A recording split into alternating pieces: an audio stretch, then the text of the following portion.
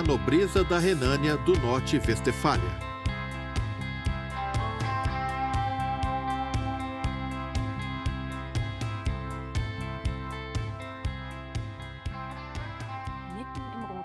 No nordeste da Renânia, do Norte-Westfália, em meio às montanhas de Rotar, é onde está localizado um dos tesouros desta região, Wittgenstein. Longe das rodovias, uma família principesca reina no alto da cidade de Bad Berleburg.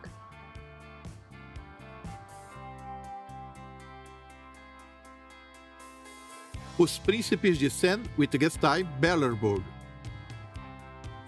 Esta família tem cuidado de toda esta região há mais de 750 anos. Nós trouxemos um pequeno presente para o chefe desta família. Ele tem um grande amor pela natureza, principalmente pelas cegonhas pretas, uma espécie que corre risco de extinção. Para atraí-las, ele criou aqui alguns habitats. Nós trouxemos um café da manhã para uma delas. O príncipe hereditário Gustav é segundo na hierarquia da família. Nós estamos aguardando seu pai, Richard Casimir Karl August Robert Constantin, o príncipe de Sayn Wittgenstein-Berleburg. Bom dia, muito obrigada por nos receber. Hoje eu vou fazer algo que normalmente não faço. Deve ser algo bastante especial. Eu trouxe um presente para uma cegonha preta. É muita gentileza da sua parte. Coloque-o na fonte. Ele será poupado. É para já.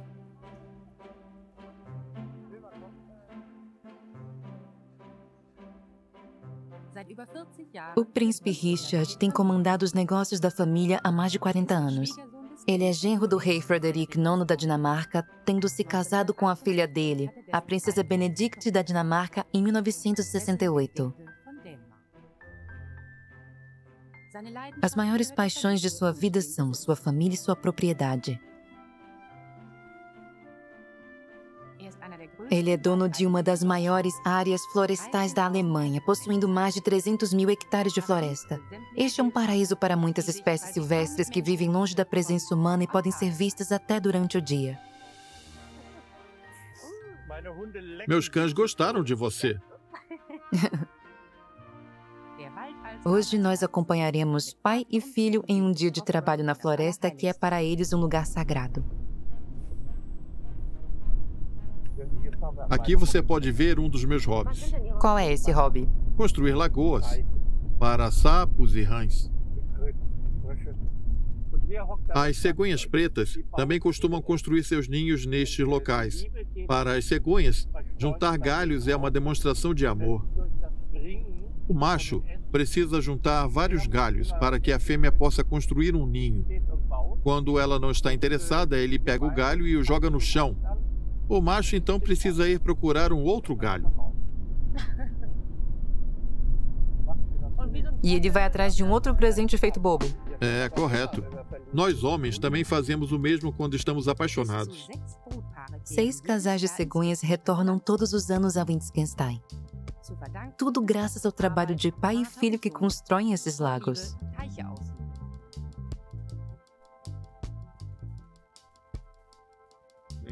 Nós somos muito próximos e nos damos muito bem. Nós nos vemos todos os dias, viajamos juntos e comandamos o negócio juntos, sem nunca termos um desentendimento. Nós trabalhamos em total harmonia e pensamos da mesma forma. Esta lagoa é nova? É sim, porém ela parece mais um charco. E quanto a essas 3 lindas estátuas? Tenho outras 2 em casa. Então são 5 labradores. E aquele bobalhão comprou mais um. Não me chame de bobalhão. Você estava morrendo de vontade de ter 2 anos atrás. Então é tudo culpa minha? É óbvio que sim. O príncipe não ama apenas as aves. Esses cães levam aqui em Berleburg uma vida que é o sonho de qualquer cachorro.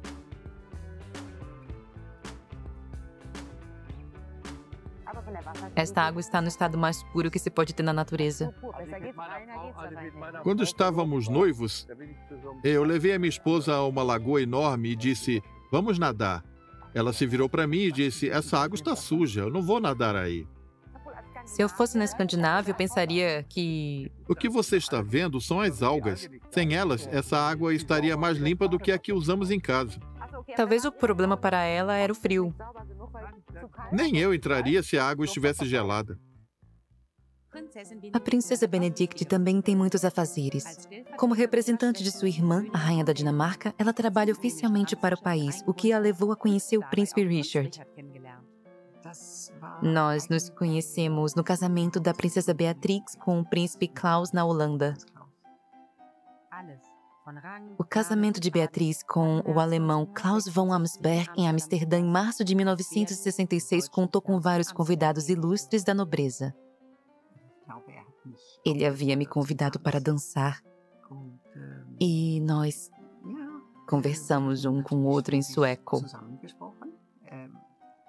Depois disso, eu fiz uma visita sigilosa a ele. Eu estava indo a Paris e fiz uma parada em Colônia, onde me encontrei com ele e nós fomos fazer um passeio pelas montanhas de Beleburg. O passeio foi tão demorado que eu pensei, onde estamos indo agora? Este lugar é bem diferente se comparado à Dinamarca.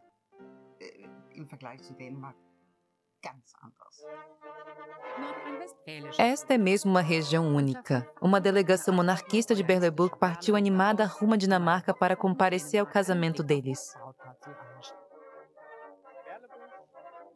Beleburg saúda Fredensborg.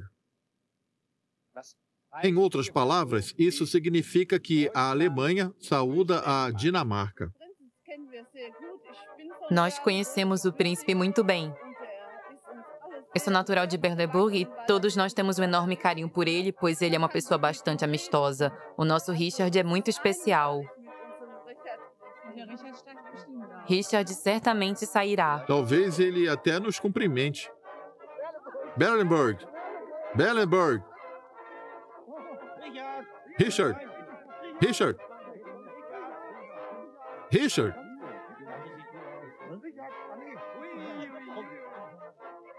É por isso que viemos. Quando ela veio para Beleburg em 1968, Sua Alteza Real atraiu mais visitantes do que nunca para o Museu do Castelo de Beleburg. Conforme os números mostram, nos anos que se seguiram, a quantidade de visitantes chegou a dezenas de milhares, o que foi uma consequência natural que decorreu do casamento de uma princesa dinamarquesa. Essa conexão com a Dinamarca foi importantíssima para Fredensborg, que se tornou a cidade irmã de Bad Beleburg.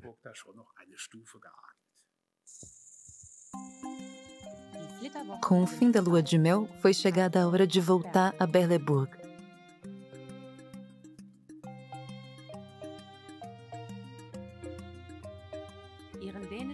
A princesa Benedict continua a exercer a posição de representante da Dinamarca até hoje, tendo o príncipe Richard sempre ao seu lado.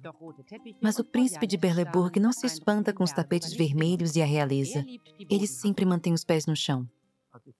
Quando estávamos noivos, a irmã mais nova da minha esposa, que viria a se tornar a rainha da Grécia, veio até aqui com o marido para comermos caranguejo. Naquela noite, eu estava tão bêbado que fui me sentar e levei um tombo do lado da rainha.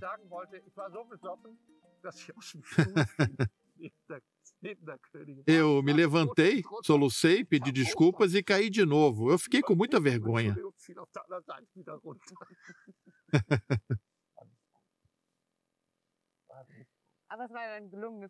O jantar foi um sucesso. Sim, foi ótimo.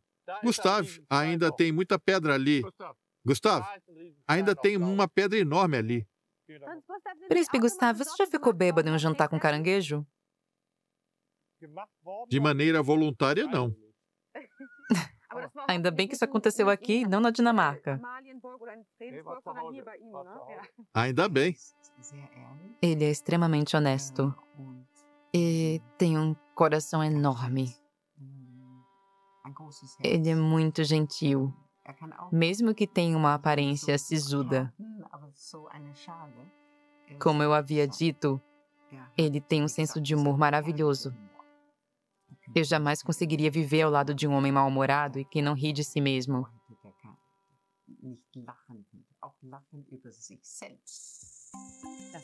O castelo de Berleburg foi construído no século XIII no alto de uma colina. Atualmente, ele é uma propriedade privada. Apesar disso, grande parte dele está aberto para visitação pública. Essa foto é do batismo do seu filho? Sim, Essa é a Rainha Ingrid da Dinamarca. correto. Sua sobrinha. E ali está o rei. Esta é a Rainha Margaret. Creio que sim, sim. E você está ali. O príncipe Gustav nasceu em 12 de janeiro de 1969 e foi batizado na capela do castelo. Você também foi batizado com água do Rio Jordão? Não fui. Ou do Rio Eder? Eu fui batizado com a água do rio Odenborn. Como é nas ocasiões em que seus parentes da Dinamarca vêm até aqui? Os empregados precisam trabalhar pesado ou é apenas mais um dia como qualquer outro para eles? Nada muda. Tudo permanece igual, seja quando estamos aqui ou na Dinamarca. Aqui, todos nós ficamos bem à vontade. Eu tenho contato com eles desde que eu era pequeno. Por isso, já estamos acostumados. Se fossem pessoas que eu só visse de vez em quando, seria diferente, mas esse não é o caso. Nós nos vemos com frequência. Nossa convivência é normal. Você também esteve presente em diversas celebrações da Dinamarca, como o jubileu de Rubi da sua tia.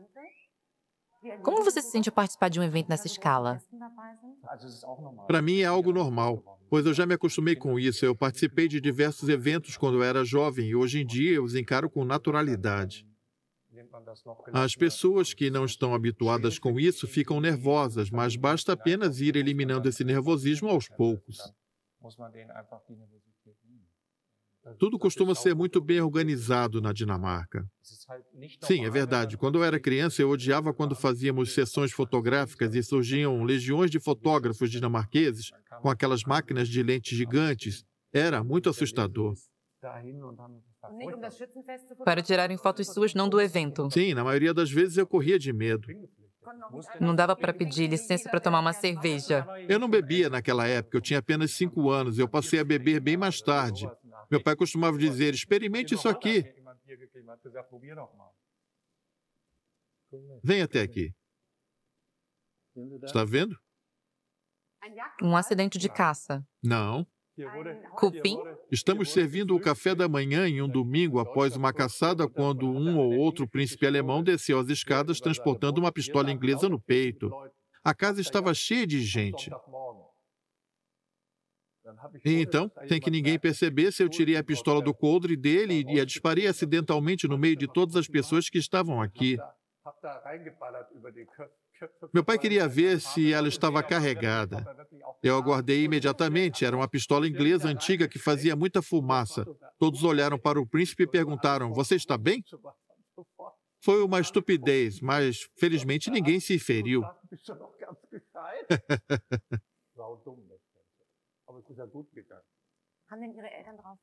Seus pais se esforçaram para que você seguisse os costumes da nobreza? Sim, eles se esforçaram. Minha mãe era muito exigente quanto à nossa etiqueta durante as refeições.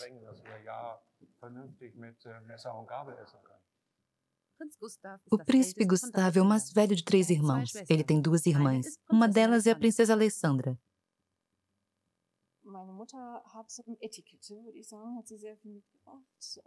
Minha mãe tem muita experiência com etiqueta e também com diversos outros assuntos. Ela tem um enorme conhecimento sobre gastronomia e prepara o menu diário dando muita atenção a tudo aquilo que comemos.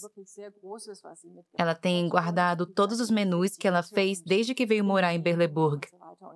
As contribuições dela para a cozinha, etiqueta e conduta da família foram inestimáveis. Quando meus primos, por parte de pai, vêm nos visitar, eles sempre ficam com medo de cometerem alguma gafe na frente da minha mãe, pois ela elaborou um sistema tão complexo que acaba deixando os outros apreensivos.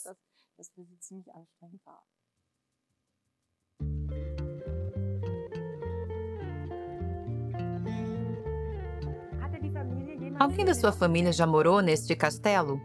Sim, minha avó morava aqui. Ela renovou o castelo em 1912. Ela construiu 2 torres e enormes escadas, algo que eu considero desnecessário, e tem uma manutenção muito cara. Ela alterou bastante o castelo ao instalar um sistema de aquecimento central e construir 13 quartos em 1912. Você mora neste castelo, Príncipe Gustavo? Sim, eu durmo no antigo quarto da minha avó. Quando eu estava tentando convencer Natalie a voltar depois dela ter ficado 13 anos longe do castelo, ela disse: "Eu volto se você me prometer que irá construir um estábulo e um picadeiro. Porém, eu não quero dormir dentro desse castelo nem por uma noite."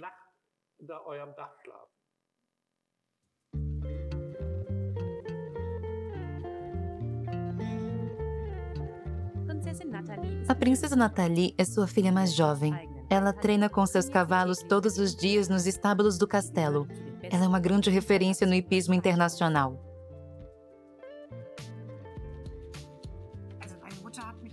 Em 1985, minha mãe me levou até o Campeonato Europeu de Adestramento em Copenhague. Foi lá onde eu me apaixonei pelo hipismo e decidi que era com aquilo que eu queria trabalhar.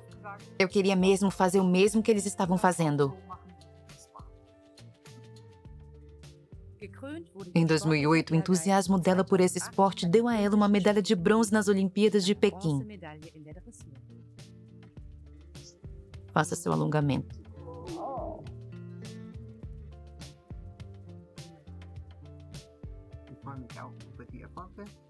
Eu estou feliz com o sucesso tão merecido que ela teve. Esse cavalo não era um campeão quando foi entregue para ela. Ela está treinando desde que ele tinha 5 anos de idade e hoje ele participa em competições de adestramento no mais alto nível. Devo admitir que ela tem um dom para isso. Ela teve uma percepção inigualável para esse esporte, o que é ótimo, pois, em razão disso, ela conquistou um enorme respeito.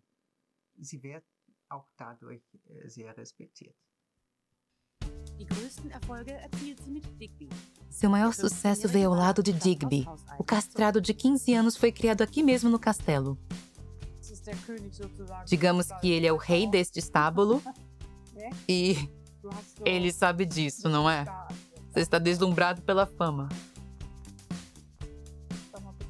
Levante a pata. Ele sabe quem ele é.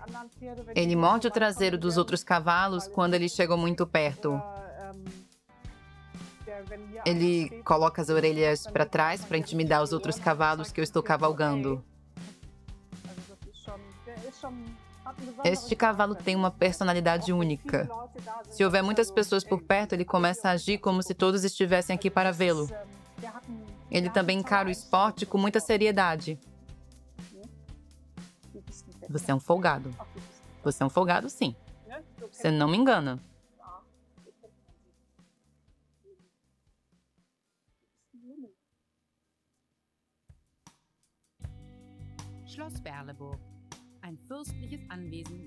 O castelo de Berleburg guarda dentro de si algumas coisas curiosas, como o maior chifre de cervo do mundo.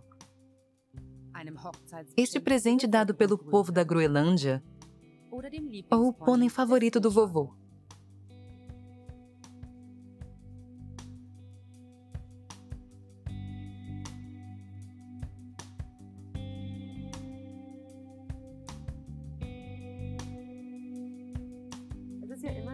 Na Alemanha, a tradição é que o chefe da família das antigas casas principescas seja chamado de príncipe.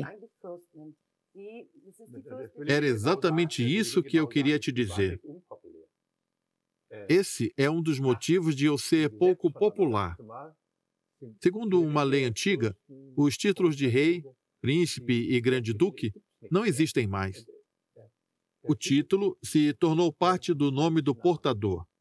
E todos esses cargos, seja de rei ou qualquer outro, foram extintos. Segundo a Lei dos Nomes de 1919, seu nome passou a ser Richard Príncipe de Sayn-Wittgenstein-Berleburg. Seu nome passou a ser príncipe. Esse é o meu nome. Todos que chamam a si mesmos de príncipes hoje em dia têm reclamações quanto a isso. Porém, se você adiciona príncipe à sua assinatura, todo mundo acha que você está brincando.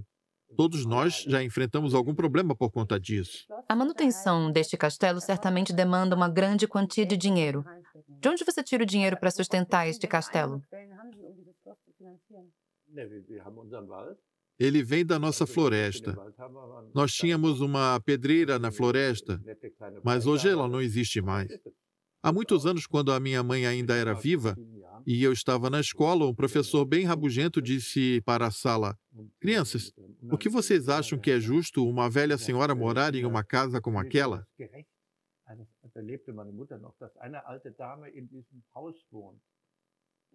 E todos disseram não é justo. Eu interrompi e disse a ele: "Quer saber? Eu vou dar o castelo a você." Ele me olhou com muito espanto. "Você pode ficar com o castelo, mas antes você tem que me provar que ganha ao menos 500 mil marcos por ano, pois esse é o custo da manutenção anual do castelo." Anual. Sim, anual. Ele não acreditou em mim. Eu disse: "Você entendeu?" Sem nem saber o que estava se passando na cabeça dele, ele deve ter achado que eu era maluco. A floresta está no centro de todas as questões financeiras. Para administrar seus 13 mil hectares e garantir o futuro da família, o príncipe Richard comanda a equipe que cuida da floresta. Durante toda a vida profissional de uma pessoa, só é possível cuidar da floresta até certo ponto.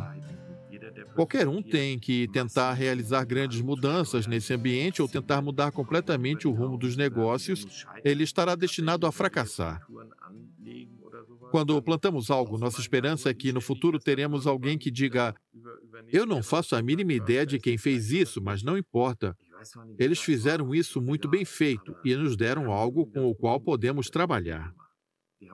Uma outra vantagem disso é que, se você comete um grande erro, esse erro já vai ter se tornado adubo para outros projetos quando for descoberto no futuro, o que é reconfortante. A família tem tirado seu sustento desta floresta há aproximadamente 300 anos. A extração sustentável de madeira é um sistema com eficácia comprovada. Nós praticamos a sustentabilidade aqui há quase 300 anos. Isso não diz respeito apenas à nossa família, mas a todas as famílias que já passaram por aqui, pois o projeto envolve diversas gerações. É porque, em síntese, você está criando uma base para a vida das próximas gerações. As árvores precisam de tempo para crescer. Os spruces levam 80 anos para atingirem esse tamanho. Uma faia demora 120 anos para crescer. É preciso pensar em uma escala diferente. 35 empregados cuidam desta floresta. Achim Richer é o civicultor-chefe e o diretor do Conselho da Tesouraria de Wittgenstein-Berleburg, que é o nome oficial do empreendimento da família. Veja só, a equipe toda está aqui. No meio profissional, nós chamamos de criançada. Só porque eles estão descontraídos? Nós precisamos colocá-los em formação. Quanto tempo por dia os rapazes passam na floresta? 8 horas. Sim, Faça chuva, faça sol. Há quanto tempo você está aqui? eu trabalho aqui há 17 anos. Eu passei um tempo aqui, trabalhei em outro lugar, mas depois eu voltei. Eu voltei em 1995, então faz 17 anos. O pai dele também trabalhava aqui, ele era péssimo. O pai dele e o avô dele também. Sua família trabalha aqui há 4 gerações. 5, meu filho também trabalha aqui. Ele é silvicultor na região de Gilhausen. O sonho dele era ser o chefe. Sim. O mais importante para nós, como uma madeireira em uma região estruturalmente frágil, como as áreas de floresta costumam ser, pois não dá para fazer outras atividades dentro dela, com a exceção, talvez, do turismo, como ocorre em Bellenburg, é que sejamos o pilar do desenvolvimento desta área natural, empregando pessoas e produzindo commodities. Isso, consequentemente, gera empregos no setor secundário, na indústria serralheira, algo que costuma passar batido. As outras madeireiras treinam seus empregados dessa mesma forma? Elas não fazem isso. Poucas fazem isso. O Sr. Hoare valoriza o treinamento que fornecemos. Eu e Gustav concordamos com a abordagem. Veja só esses rapazes, nós estudamos muito bem e nos divertimos. Há muita diferença entre uma empresa estatal e uma empresa familiar? Com certeza. Nós somos muito próximos. É o que eu ia dizer. Como se fosse um parente. Como o príncipe Richard disse, nós somos muito próximos. Em uma empresa estatal, os planos mudam constantemente. Uma hora eles querem plantar espruces, na outra eles querem faias ou carvalho, etc. Aqui nós trabalhamos e fazemos planos pensando no longo prazo.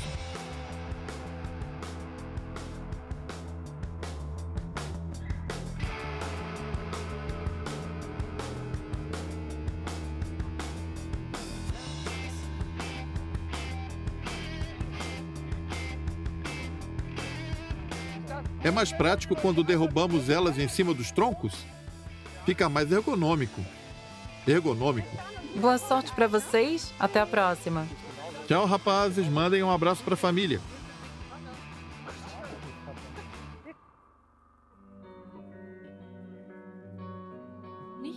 Não é só a floresta que é inspecionada diariamente. Seus habitantes também são.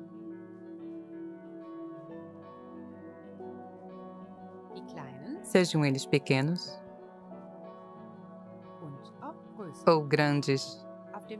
Em Wittgenstein, os bisões europeus, uma das 2 espécies de bisões existentes no mundo hoje, ao lado dos bisões americanos, são criados em seu antigo habitat natural. Eu não sou muito afeiçoado pelos bisões. São outras pessoas que cuidam deles. Como você os introduziu aqui? Foi por causa da Sra. Holm. Ela era a antiga ministra do Meio Ambiente. Sim, da Agricultura e do Meio Ambiente. Ela vivia falando que deveríamos introduzir linces, lobos e todo tipo de fera nesse lugar. Eu então perguntei, Sra. Holm, e se introduzíssemos bisões aqui? E todo mundo adorou a ideia. Em 2003, o príncipe Richard resolveu trazer os bisões para cá. Eles até já tiveram filhotes. É incrível como eles são lindos, afáveis e preguiçosos. Essa é uma espécie ameaçada de extinção. Correto. E esses foram os primeiros bisões na Alemanha e na Europa, com exceção da Polônia, a estarem livres em seu habitat natural, como deve ser. Deixar os bisões livres na natureza gerou preocupações entre as autoridades e os turistas. Porém, os especialistas dizem que não há problemas. Nós fizemos diversos experimentos para testar a agressividade desses animais e eles se mostraram pacatos. Eles são herbívoros dóceis. Eles conseguem se defender de lobos e ursos com seus chifres, assim como outros herbívoros. Porém, eles fogem quando veem humanos se aproximando. Outros herbívoros também levam uma vida pacata nas terras de Wittgenstein.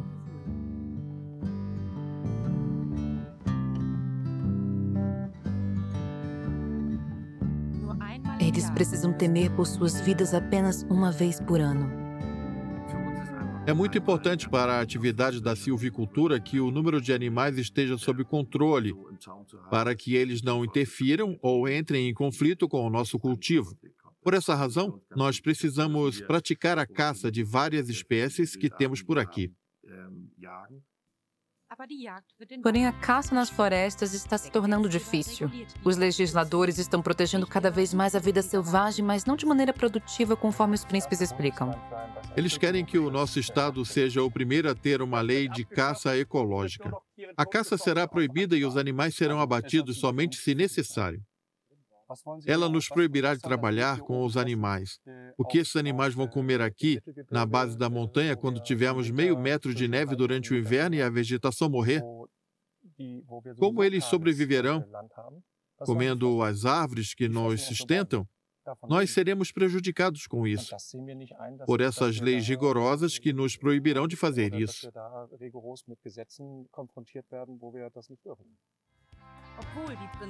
Apesar disso, a prioridade dos príncipes é cuidar dos animais.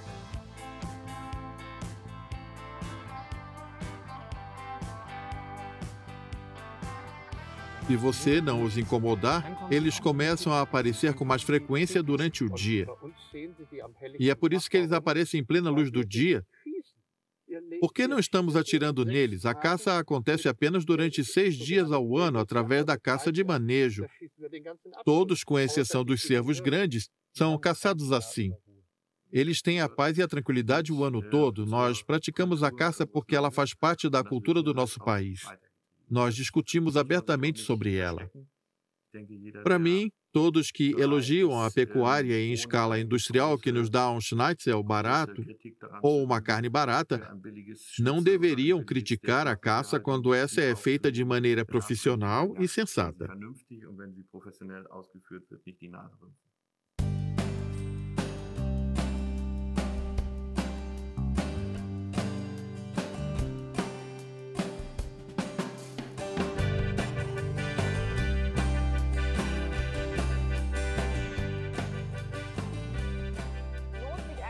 Vale a pena, do ponto de vista econômico, caçar para comercializar a carne que é processada desses animais? Isso contribui para a sua renda? Eu preciso responder isso? Deveria, eu não sei a resposta. Bom, para ser honesto, não. A forma como caçamos é muito dispendiosa. Nós contratamos 3 caçadores profissionais, cujos salários são altíssimos. Nós precisamos contratá-los durante o inverno e disponibilizar casas para eles, que sai muito mais caro.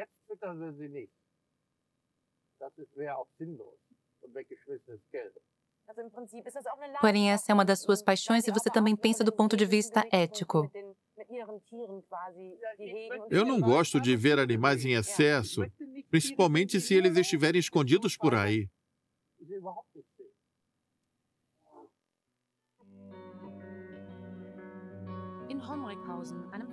Um desses caçadores profissionais vive em Hommekhausen, uma casa de propriedade do príncipe. O que esta propriedade tem de mais especial é o seu tamanho, o que nos dá uma sorte enorme quando o assunto é caça. Nós basicamente podemos caçar de maneira uniforme em uma grande área. Nós podemos praticar a caça em uma área de 8.000 hectares de uma propriedade de 13.000 hectares. É por isso que este território é único.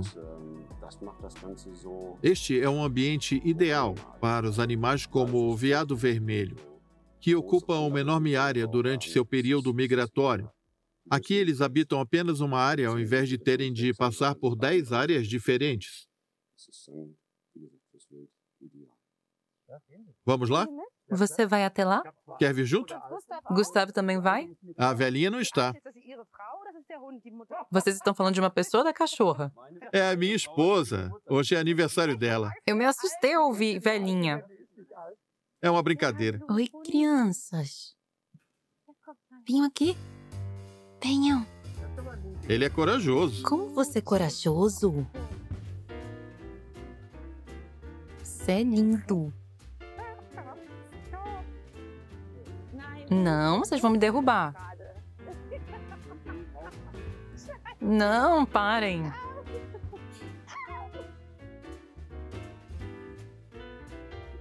Aqui nós criamos bracos alemães de pelo duro. Às vezes nós precisamos de cães grandes para perseguir e pegar uma caça que foge. Ele vai arrancar o seu sapato. Vai arrancar a perna inteira.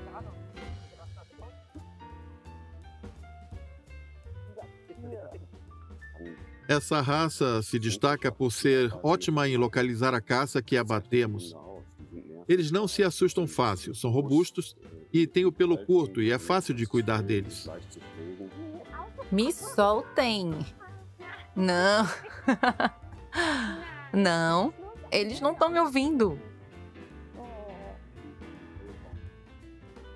Olha como ele é lindo. Em Horringhausen também traz para o príncipe Richard recordações de tempos sombrios. Me trouxeram para cá junto com o meu irmão, que é alguns anos mais jovem do que eu. Nós nos escondemos no porão, que fica bem atrás daquela porta. E os americanos começaram a lançar bombas que explodiram a casa por completo. Em 1945, os soldados dos Estados Unidos libertaram Renânia do Norte-Westfália.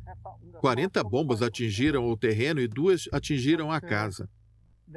Durante a noite, quando ouvíamos aviões, nós nos amontoávamos ao lado de uma pilha de batatas e chorávamos enquanto as bombas caíam. Nós éramos muito jovens, nós chegamos a nos esconder debaixo daquelas batatas. Poucos alemães consideravam o avanço dos Estados Unidos uma libertação.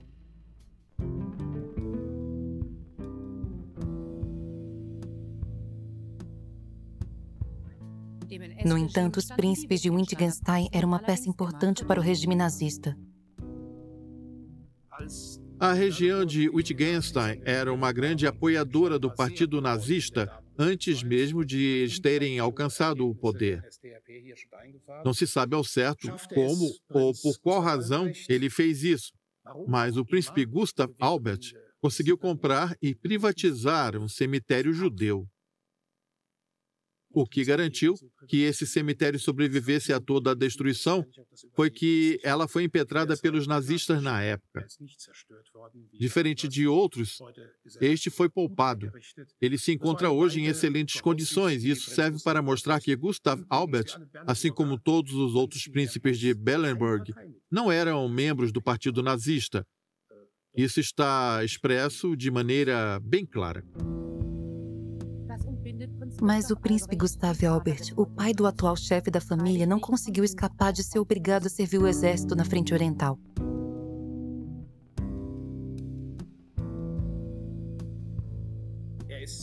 Ele esteve na Rússia por bastante tempo antes de desaparecer em 1943. Porém, sabemos pouco sobre esse período. Sua esposa, a princesa Margareta, que faleceu alguns anos atrás, não falava sobre a guerra. Assim como muitas outras viúvas dessa época, ela nunca gastava seu tempo falando dele, pois era algo muito doloroso. Você tem alguma memória de seu pai? Tenho, mas são poucas. Como quando nós fomos nadar no rio Oldenburg e coisas do tipo. Eu ainda me lembro disso, porque foi quando eu escorreguei e caí sentado em cima de um cocô de vaca. No fim, tivemos que voltar de carro. O irmão mais novo do meu pai também estava lá. Tive que ficar com a cabeça na janela e o resto do corpo do lado de fora. Eu fiquei com medo, mas hoje eu entendo que eles não me fizeram entrar porque eu estava sujo de esterco. Venha, eu esqueci alguma coisa. Venham por aqui. Essa é a minha avó. E adivinhem quem é essa criança? É meu pai. Ela sempre quis uma filha, mas só teve filhos. E é por isso que ela vestia eles assim e deixava o cabelo deles crescer. O pai dele teve o mesmo fim que seus antepassados no campo de batalha. Durante 5 gerações, nenhum pai viu seu filho mais velho completar 21 anos. Eu tive medo de não ver o aniversário de 21 anos do meu filho.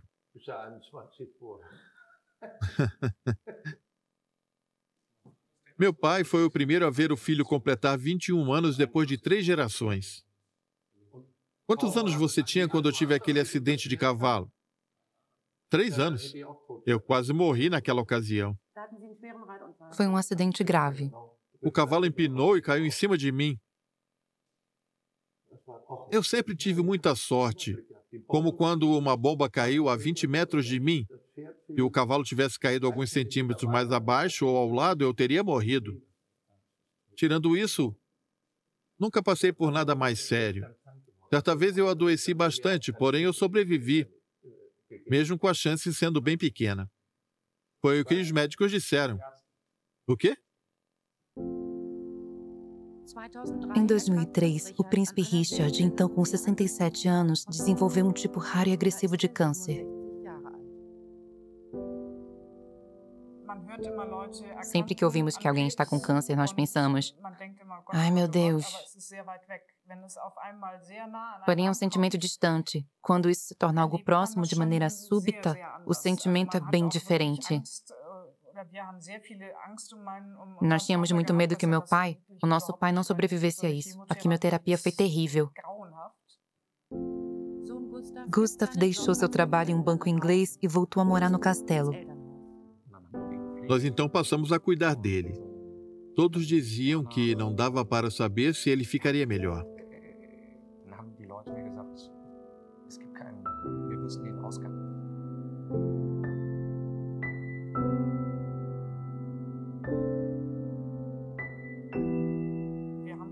Nós fizemos tudo para garantir que estivesse bem confortável.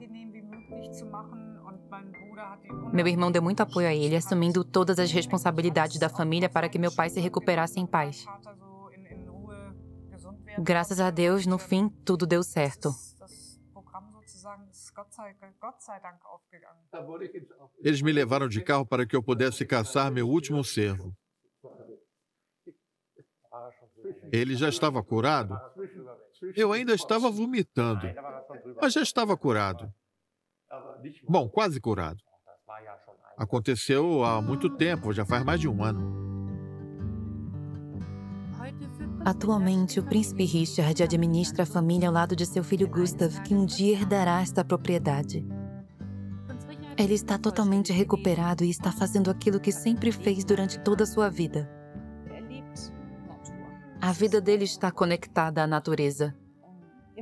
Quando vemos ele cavando um buraco na floresta, ele não aparenta estar velho. É como se ele tivesse 30 anos. Ele sempre fez isso durante toda a sua vida.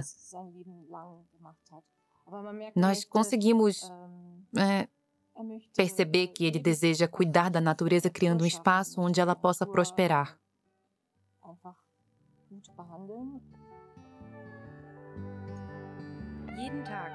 Ele visita a floresta diariamente, uma vez pela manhã e uma vez à noite. Respirar o ar fresco e cavar buracos parecem ser coisas que o enchem de vida. É por isso que temos aqui espécies de aves que não são tão comuns em outros lugares.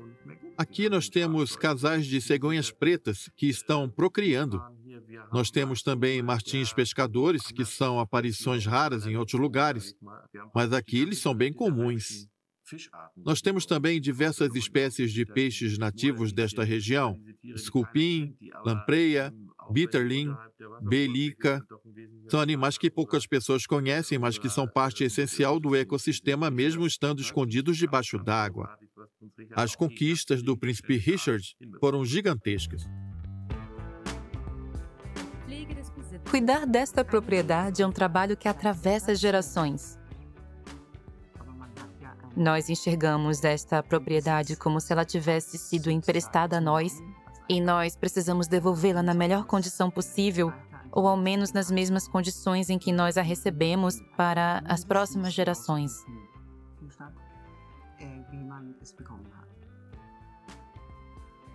Nós vivemos aqui como se estivéssemos vivendo no paraíso. Nós vivemos no paraíso. Poucas pessoas vivem tão bem quanto nós, como pai e filho. Eu falo do nosso estilo de vida. É verdade. Viver próximo à natureza é a coisa mais linda que existe.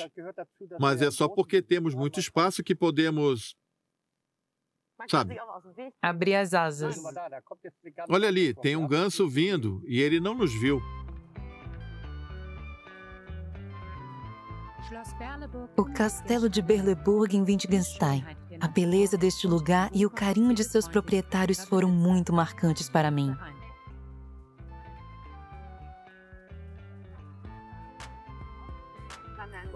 O prazer foi meu.